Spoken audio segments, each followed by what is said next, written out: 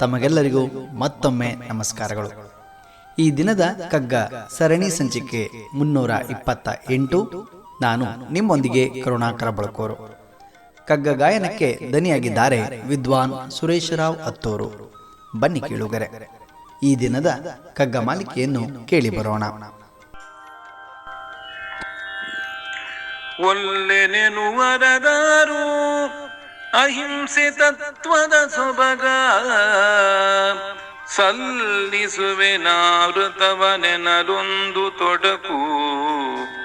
ಹುಲ್ಲೆಯನು ತಿನ್ನುವ ಹುಲಿಯೊಣ ಹುಲ್ಲನುಣಲಹುದೇ, ಹುಲ್ಲೆಯನು ತಿನ್ನುವ ಹುಲಿಯೊಣ ಹುಲ್ಲನುಣಬಹುದೇ.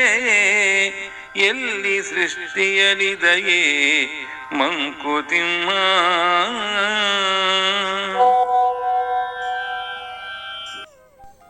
ಬಂಧುಗಳೇ, ಈ ಭೂಮಂಡಲದಲ್ಲಿ ವೈವಿಧ್ಯಪೂರ್ಣವಾಗಿ ಜೀವಿಗಳನ್ನು ಭಗವಂತನು ಸೃಷ್ಟಿ ಮಾಡಿದ್ದನ್ನು ನಾವೆಲ್ಲರೂ ಕೂಡ ಕಂಡಿದ್ದೇವೆ.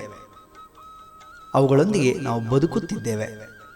ಜೀವ ಪ್ರಪಂಚದಲ್ಲಿ ಬದುಕುವಾಗ ಒಂದು ಜೀವಿಯು ಇನ್ನೊಂದು ಜೀವಿಯನ್ನು ಹಿಂಸಿಸಬಾರದು.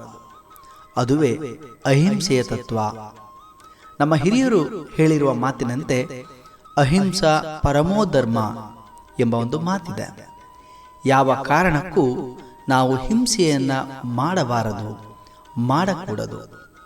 ಆದರೆ DVG ಅವರು ಅಹಿಂಸಾ ವೃತ್ತದ ಪಾಲನೆಯಲ್ಲಿ ಒಂದಿಷ್ಟು ತೊಡಕುಗಳು ಇರುವುದನ್ನು ಈ ಕಗ್ಗದಲ್ಲಿ ಉಲ್ಲೇಖಿಸುವುದನ್ನು ಕಾಣಬಹುದು. ಪ್ರಕೃತಿಯಲ್ಲಿ ಬದುಕುವ ಜಿಂಕೆಯು ಹುಲ್ಲನ್ನು ತಿಂದು ಬದುಕುತ್ತದೆ.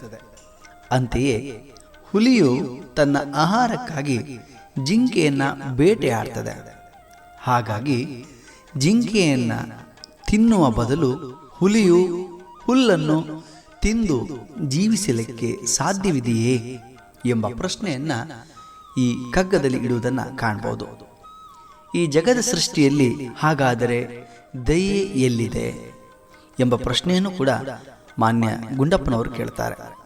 ಬಂಧುಗಳೇ, ಈ ಪ್ರಕೃತಿಯಲ್ಲಿ ನಿಸರ್ಗದತ್ತವಾಗಿರುವ ಜೀವಿಗಳ ಜೀವನವನ್ನು ಕಂಡಾಗ ನಮಗೆಲ್ಲರಿಗೂ ಕೂಡ ಒಮ್ಮೆ ಆಶ್ಚರ್ಯ ಆಗ್ತದೆ. ಒಂದು ಇನ್ನೊಂದನ್ನು ತಿಂದು ಬದುಕ್ತದೆ.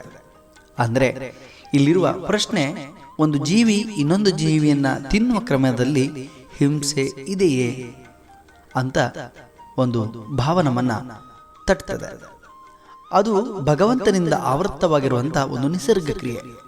ಆದರೆ ಈ ಜಗತ್ತಿನಲ್ಲಿ ಬದುಕುವ ಮನುಷ್ಯನೆಂಬ ಜೀವಿ ಕೂಡ ಹಿಂಸೆಯನ್ನು ತ್ಯಜಿಸಿ ಅಹಿಂಸಾ ದಾರಿಯನ್ನು ಹಿಡಿಯಬೇಕು.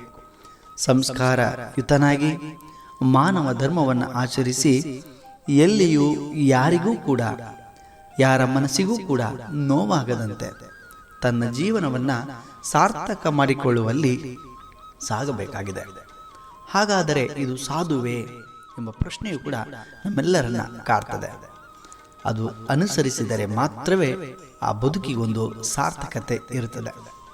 ಬಂಧುಗಳೇ, ನಾಳೆ ಇನ್ನೊಂದು ಕಗ್ಗದೊಂದಿಗೆ ನಾವು ಬರುತ್ತೇವೆ. ಅಲ್ಲಿಯವರೆಗೆ ನಮಸ್ಕಾರ, ಶುಭ ದಿನ. ಅದು ಅನುಸರಿಸಿದರೆ ಮಾತ್ರವೇ ಆ ಬದುಕಿಗೊಂದು ಸಾರ್ಥಕತೆ ಇರುತ್ತದೆ. ಬಂಧುಗಳೇ, ನಾಳೆ ಇನ್ನೊಂದು ಕಗ್ಗದೊಂದಿಗೆ ನಾವು ಬರುತ್ತೇವೆ. ಅಲ್ಲಿಯವರೆಗೆ ನಮಸ್ಕಾರ, ಶುಭ ದಿನ.